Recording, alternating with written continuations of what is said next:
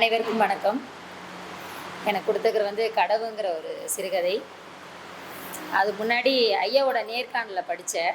அதில் ஒரு கேள்வி மட்டும் குறிப்பிட்டு சொல்கிறேன். உங்களோட சிந்தனையெல்லாம் எந்த மொழியில் இருக்குங்க ஐயான்னு சொல்லி அவர் அந்த கிருஷ்ணமூர்த்தி அவர் கேட்பார். அவர் சொல்கிறார் தமிழ் மொழியில் தான் இருக்குன்னு சொன்னார். அவர் குஜராத்தின்னு சொன்னார். அப்புறம் கொஞ்ச நேரத்துக்கு முன்னாடி சொன்னார் ரொம்ப வருஷத்துக்கு முன்னாடி இங்கே செட்டில் ஆகிட்டாங்க அப்படிங்கிற மாதிரி சொன்னார். ஆனால் இப்போவும் அந்த கதைகளெல்லாம் அந்த குஜராத்திகளோட பேர் தான். எனக்கு சொல்ல போனால் எனக்கு தமிழை தவிர வேறு எந்த மொழியுமே தெரியாது. வேறு எந்த மொழி பேசுகிறனாலும் கொஞ்சம் தடுமாறுவேன். ஆனால் தமிழ் மட்டும் அதுவுமே தடுமாற்றம் தான் வைங்களேன். முழுமையாக பேசுகிறதில்ல, வீட்டு மொழி தான். வீட்டில் அன்றாடம் எப்படி பேசிக்குமோ அந்த மாதிரி. அப்புறம் இந்த கதைகளில் நான் போகிறேன். கதை எப்படின்னா கங்கு பாட்டி. அவங்க நான் பக்கத்தை 2 பக்கத்தை படிச்சுட்டு விட்டுட்டேன். நான் என்ன நினச்சேன்னா, ஒரு படுக்கையில் முடியாமல் கிடக்கிற ஒரு பாட்டி. நம்ம ஊர்லலாம் என்ன சொல்லுவோம், வாழ்க்கையில் எதுக்கு கொடுத்து வச்சுருக்கோமோ நல்லா சாகிறதுக்கு கொடுத்து வச்சுருக்கணும் அப்படின்னு இந்த பழமொழியில் நம்ம மனசில் போகும். அப்போ நான் அப்படி தான் நினச்சிட்டேன். ஒரு பாட்டி இருந்தாங்க, அவங்க உடம்பு முடியாமல் படுத்திருக்காங்க, அவங்க வீட்டிலக்கெல்லாம் இங்கே பார்த்துக்க முடியாமல் ஏதோ கஷ்டப்படுத்துகிறாங்க போல. இது அதுமா சம்மந்தப்பட்ட கதை தான். எனக்கு ஒரு 2-3 நேரம் மனசில் ஓடிட்டேன். என்னோடய வேலையெல்லாம் முடிச்சுட்டு திருப்பி நைட்டு படிக்க ஆரம்பிக்கிறேன். அப்புறம் எனக்கு ரொம்ப ஆச்சரியம் அந்த கதைக்குள்ளே போய் சொல்கிறப்போ. அந்த கங்கு பாட்டி படுத்து படிக்கையாக கிடந்துட்டு அந்த செகுத்தோரமாக அப்படியே மூச்சு இழுத்துட்டு கிடக்குறாங்க.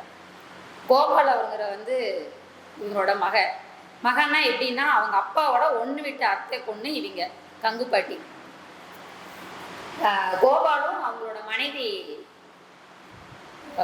பேரு சொல்ல மறந்துட்டேன். அவங்களோட மனைவி சாரதா இல்லை, ரேகா, சுரேகா அவங்க பேர். அவங்கள கடைசியில் தான் கொண்டு வருவாங்க. அந்த டைம் வரும்போது மட்டும் வருவாங்க. அப்போ அவங்கள மட்டும்தான் பார்த்துக்கிறாங்க, அவங்கள வயசானவங்கள. அப்போ சரி இன்னைக்கு பாட்டி எப்படியாவது இறந்துரும் அப்படின்னு. இந்த கொடுமை என்னன்னா, ஒருத்தர் படுக்கையில் கிடக்கும்போது நீங்கள் எப்போ சாவாங்கன்னு சொல்லி அக்கம் பக்கம் இருக்கிறவங்கெல்லாம் சுற்றி வந்துட்டே தண்ணி ஊற்றலாம் பால் ஊற்றலான்னு பார்த்துட்டு இருப்பாங்க. ஆனால் அந்த பாட்டிக்கு வித்தியாசமாக பாட்டி செத்துருமோ அப்படின்னு சொல்லி ஏக்கமாக அந்த கீழ் வீட்டில் இருக்கிறவங்க, மேல் வீட்டில் இருக்கிறவங்க, எத் வீட்டில் இருக்கிறவங்க அப்படின்னு பக்கத்தில் முக்கியமாக பெண்கள் சுற்றியும் உட்காந்துட்டு பாட்டி இறந்துருமோ அப்படின்னு கவலையோடு உட்காந்துருக்காங்க. பகவத்கீதையெல்லாம் படிக்கிறாங்க. செத்த அப்படியே சிவலோகம் போகணும் அப்படிங்கிற மாதிரியெல்லாம். அப்போது பாட்டி குஜராத்தி முறைப்படி அடக்கம் பண்ணவங்கனால குஜராத்தி பாடை கட்டுறதுக்கு பக்கத்து தெருவில் இவங்க எப்படின்னா, இவங்க வீட்டிலேருந்து கொஞ்சம் தூரத்தில் போய் அவங்க பாடை கட்டுற அப்படின்னா அவர் பேர் ரஜினிகாந்த். அவரை போய் கூட்டிகிட்டு வாங்குறாங்க. அவருக்கு எப்படின்னா, எனக்கு இதெல்லாம் இந்த சடங்குலாம் ரொம்ப பிடிச்சிருக்குதுப்பா. இந்த கதையிலேயே எனக்கு ரொம்ப பிடிச்சதுன்னு இதுதான். என்னென்னா, ஒரு ஜோசிகாரங்கிட்ட போனால் அவனோட பாவமெல்லாம் போகிறக்கு நீ இந்த தெருவை சுத்தம் பண்ணு, நீ இந்த பாடை கட்டு, இந்த குழந்தை இப்படி வளர்த்து இதெல்லாம் பண்ண உன் பாவம் போயிருன்னு சொல்கிற மாதிரி. அவங்களுக்கு குழந்தை இல்லை, பிண்டம் பிடிச்சி இந்த இதெல்லாம் வச்சு இதெல்லாம் பண்ணாதான் நீ பேயா சுத்த மாட்டே, இல்லைன்னா பேயா சுற்றுவேன் அப்படின்னு ஒரு ஜோசிகார் சொல்லியிருப்பார். அதனால் அவர் என்ன பண்ணுவாருன்னா, 108 குஜராத் 108 பேர்த்துக்கு நீ பாடை கட்டு, அப்படின்னா நீ சிவலோகம் போயிடும், நல்ல இதுபடியாக பேய அலைய மாட்ட, உன்னோட ஆத்மா சாந்தி அடைஞ்சிடணும் ஒரு ஜோசியர் சொல்லி. உடனே அவர் என்ன பண்ணாலும் கிட்டத்தட்ட 102 பேர்த்துக்கு அவர் கையாலேயே பாடை கட்டுறாரு. அப்படி இருக்கிறவரை கூப்பிட போகிறாங்க. அப்போவே 102 பேர்த்துக்கு ஒரு பாடை கட்டி இருக்கிறாரு. அவரை கூட்டிகிட்டு வரதுக்கு போனால் பாட்டி போய் சொன்னால் யாரை கேட்டாலுமே பாட்டி கிட்டத்தட்ட 20, அதாவது படுக்கையில் கிடக்கிறவங்கெல்லாம் படுக்கையில் கிடந்தால் அப்படி செத்து போகணும் ஒரு அவசியமெல்லாம் இல்லை. பாட்டி கிட்டத்தட்ட 27 முறை உடம்பு சரியில்லாமல் படுத்து எந்திரிச்சிருச்சு. அதனால் இந்த முறையும் சாகாதுன்னு அந்த ஒரு ரஜினிகாந்த் போய் கூப்பிடும்போது பாட்டியெல்லாம் இப்போ சாகாது, சும்மா கூட்டிகிட்டு போய் சொல்லி சொல்கிறாரு. உடனே அவரும் வர்றாரு, கூட்டிகிட்டு வர்றாரு. இப்போ பாட்டி எப்படி ஆனாங்க அப்படிங்கிற பற்றி அவங்கள பற்றின ஒரு விளக்கமாக கொண்டு வர்றாரு. இல்லைன்னா பாட்டி கிட்டத்தட்ட அவங்க அப்பா ரொம்ப வருஷமாக பாட்டிக்கு 6 குழந்தைங்க பிறந்து இறந்துருச்சு. 6 குழந்தைங்க ஒன்றா பிறந்து இறந்துருச்சு. அப்புறம் கூட பிறந்தவங்க அம்மா அப்பா அவங்க எல்லாருமே இறந்துட்டாங்க. இவங்க அப்பா தான் இவங்க அடைக்கலம் கொடுத்து வச்சிருக்கிறாரு. கோபால் இவங்க அப்பா தான் கூட அடைக்கலம் கொடுத்து வச்சிருக்கிறாரு. ரேணிகுண்டாவில் வேலை நிமித்தமாக அங்கேயே போய் தங்கிடுறாங்க. அந்த டைமில் கங்கு பாட்டி காணாமல் போயிடும். அப்போ வயசு ஒரு 27 வயசு. அப்போவே அவங்க இளம் விதவை, கணவரை இழந்து ஒரு இளம் விதவியாக இருக்கிறாங்க. அப்போ அவர் கூட இருக்கும்போது அவங்க பக்கத்தில் இந்த சோல்ஜர்ஸ் எல்லாம் போகிற இடம் ரேணிகுண்டாவில் நின்று கொஞ்சம் இலைப்பாற இடம்னு நினைக்கிறேன். அப்படி ஒரு இருக்கிற இடத்துல இந்த பாட்டி திடீர்னு ஒரு நாள் காணாமல் போயிடுறாங்க. யாரோ கடத்திட்டு போயிட்டாங்க. இவங்க தான் இராணுவத்தில் இருக்கிறவங்க கடத்திட்டு போயிருக்காங்க. அந்த இராணுவம் அப்படின்னா இந்திய இராணுவம் மட்டும் எல்லாம் ஆங்கில சோல்ஜர்ஸ் எல்லாம் போகிற இடம். அதனால் யாரும் கடத்திட்டு போயிட்டாங்க அப்படின்னு சொல்லி அது பாட்டிக்கு தான் எழுச்சு அப்படிங்கிற மாதிரி விட்டுட்டார்.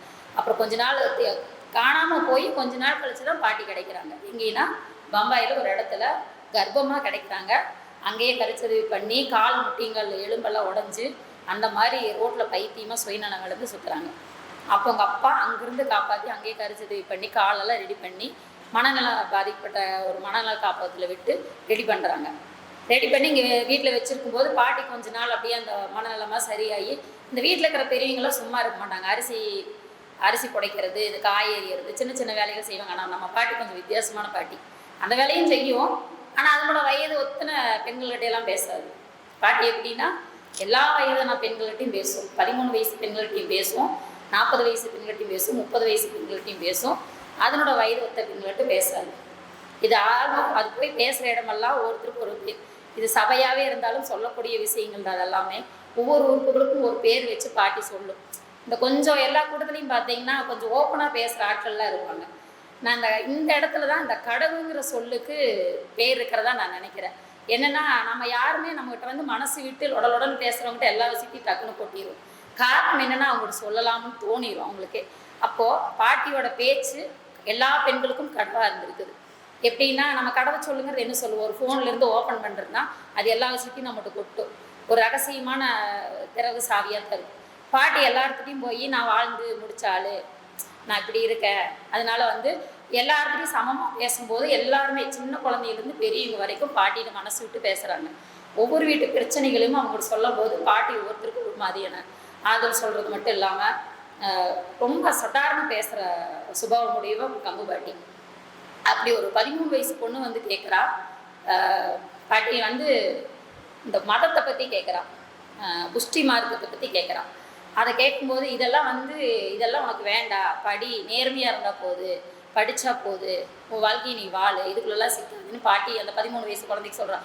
இல்லை நான் வந்து ஆன்மாவோட இல்லை, பெண்களுக்கு ஆன்மாவே இல்லை.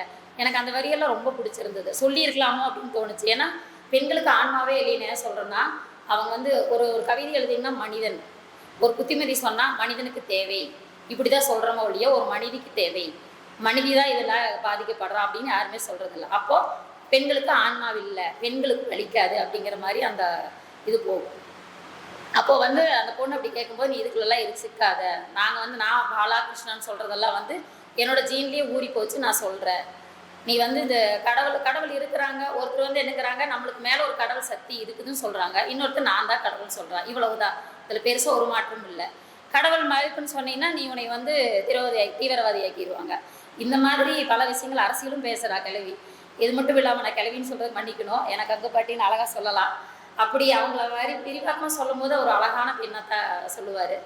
இப்படி பேசும்போது ஒரு 47 வயது பெண் கூட வந்து சொல்லுவாள், தன் கணவர் கூட சந்தோஷமா இல்லைங்கிற விஷயத்த கூட ஓப்பனாக வந்து பாட்டிட்டு பேசும்போது உன் புருஷன் நல்லவன். பாட்டி வந்து லொடலுடன் பேசினாலே அவள் கெட்ட புத்திமதியெலாம் சொல்லலை, நல்ல புத்திமதி சொல்லுவாள். என்னென்னா உன் புருஷன் லொடலுடன் பேசுகிறவன் தான், அதுக்காக அவனை விட்டுட்டு போயிடாது அப்படின்னுலாம் ஒரு புத்திமதி மட்டும் சொல்லாமல் எல்லா பெண்கள்கிட்டையுமே ஒரு நல்ல அண்டர்ஸ்டாண்டிங்கான உறவு வச்சுருப்பா. எல்லா வீட்டு பெண்கள்கிட்டையுமே கிட்டத்தட்ட ஒரு 25 குடும்பங்கள் இருக்கிற ஒரு குஜராத்தி அக்கரகாரம் ஆச்சாரமாக பேசுகிறேன். இந்த ஆச்சாரம் மிகுந்த இது சொல்லும் போதே நான் முடிவு பண்ணிவிட்டேன், நிறைய ரகசியங்கள் இருக்கிற இடமா என் மனசுக்கு விட்டுச்சு.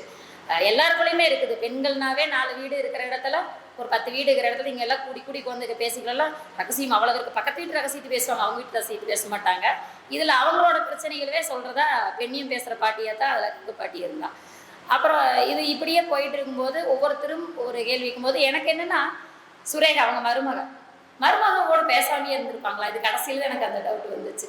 எல்லா பக்கத்து வீட்டு பெண்கள், எதிர் வீட்டு பெண்கள்கிட்டலாம் பேசின பாட்டி இதில் முக்கியமான இடங்கள்லாம் வந்து பார்த்துக்கிட்டாரு இல்லையா அந்த கோபால் அவங்க அப்பா. அவர் எவ்வளோ நல்ல மனிதராக இருந்திருந்தா, ஒரு புத்தி சுவாதீனம் இல்லை, எனக்கு கொஞ்சம் அரிது தான் அந்த மாதிரி மனிதர்களை பார்க்கறதுக்கு. ஏன்னா வீட்டில் யாருக்காவது பைத்தியம் முடிச்ச பெத்த தாய் பாட்டி செல்லமாக கூப்பிடும், அதையெல்லாம் ஏற்றுக்குவாங்க அவங்க சாதாரணமாக. ஏன்னா அந்த பாட்டியோட மொழியாக இருக்குது. நம்ம ஊர்லலாம் பார்த்திங்கன்னா ரொம்ப கெட்ட வார்த்தை கூட ரொம்ப சாதாரணமாக வாடா இந்த மௌனே அப்படின்னெல்லாம் கூப்பிட்றவங்களாம் இருக்கிறாங்க. அந்த மாதிரி ஒரு மொழியாக அது இருக்கும். அது வந்து குஜராத்தி மொழியில் இருக்குது, எனக்கு அது அந்த மொழி வரல. அந்த தமிழில் விளக்கமாக கொடுக்கும்போது இந்த வார்த்தையாக இருந்துச்சு.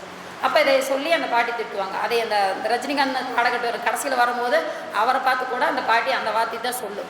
அவர் இறந்தோடனே, அந்த அம்மா இறந்தோடனையுமே இவர் வந்து என்னை யார் நீ இப்படி கூப்பிடுவா அப்படின்னு சொல்லிட்டு அவர் அழுகுவார்.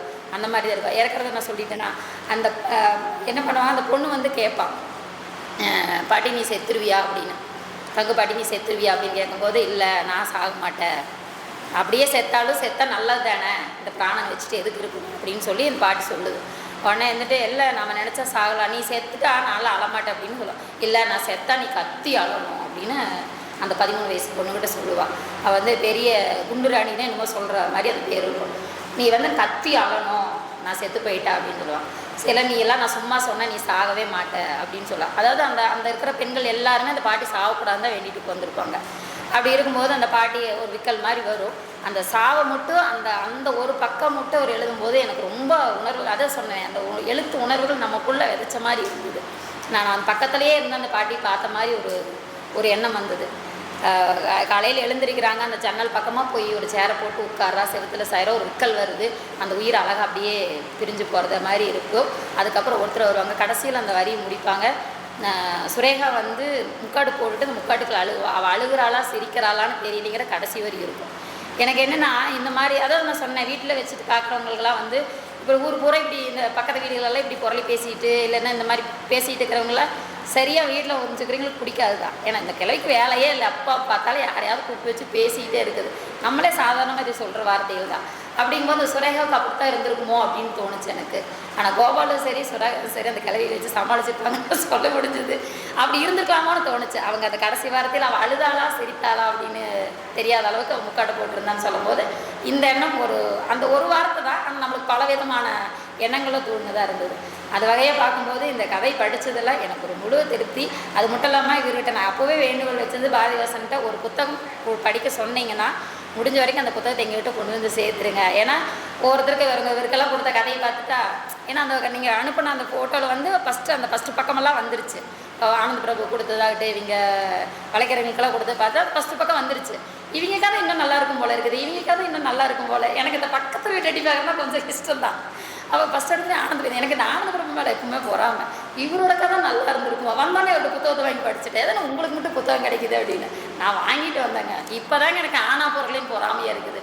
நானும் வண்டி எடுத்துகிட்டு வந்தேன், வண்டி ஓட்ட முடியாது தான், இருந்தாலும் வந்து நானும் இஷ்டப்பட்ட நேரத்துக்கு வர முடியலையேன்னு ஒரு இது. அவரெல்லாம் இஷ்டப்பட்ட நேரத்துக்கு வந்து வாங்கிட்டு வராருல. அது மாதிரி முடிந்த வரைக்கும் புத்தகங்களை படித்தா அந்த கதையோட, ஏன்னா நாங்களும் செல்ஃபில் வச்சுட்டு இந்த கதையெல்லாம் நாங்கள் பேசியிருக்கிறோம் அப்படின்னு எங்களோட பிள்ளைங்களுக்கு இது சொல்கிறதுக்கும் ஆகும். அப்புறம் எங்களுக்கு ஒரு நல்ல ஞாபகத்தை கொடுக்கும். இதில் நான் கோயம்புத்தூர்னாவே வந்து என்னோடய பாலியத்தை சொல்கிறேன், சின்னதாக ஒரு விஷயமா சொல்லிடுறேன். எனக்கு ராஜேஷ்குமார்னா ரொம்ப பிடிக்குங்க ஐயா.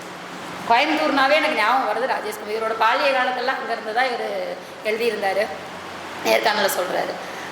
அப்போ வந்து இப்படியெல்லாம் ஒரு எழுத்தாளர், இந்த மாதிரி எழுத்தாளர்களை அறிமுகப்படுத்தல பாரதிதாசனுக்கு பெரும் நன்றி தோழர் அவர்களுக்கு. அந்த மாதிரி நான் நினைப்பேன். ஆனால் இந்த சமீபத்தில் ராஜேஷ்குமார் வந்துட்டு போயிருந்தார்.